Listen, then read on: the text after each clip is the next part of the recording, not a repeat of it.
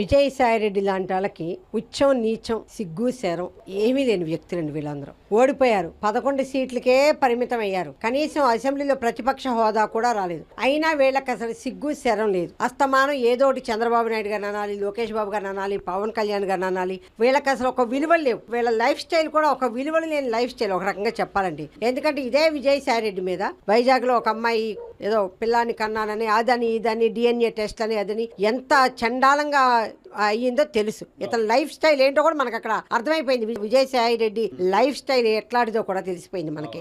అలాగే వాళ్ళ నాయకులు అందరి మీద కూడా ఆడవాళ్ళు ఎన్నో రకాలుగా వీళ్ళ మమ్మల్ని అన్యాయం చేశారు, మమ్మల్ని మాకు ఇది చేశారు అది చేశారని వీళ్ళ నాయకులు అందరి మీద చాలా ఆడవాళ్ళు కేసులు పెట్టారు. అయినా వీళ్ళకి సిగ్గు శరం లేదు. అంబటి రాంబాబు దగ్గర నుంచి తమ్మినేని సీతారాం దగ్గర నుంచి విజయసాయి రెడ్డి ప్రతి ఒక్కళ్ళ మీద, వీళ్ళ ఎమ్మెల్సీ దువ్వాడ శ్రీనివాసు వీళ్ళందరి మీదనండి. అంటే వీళ్ళ పెళ్ళాలే వీళ్ళ మీద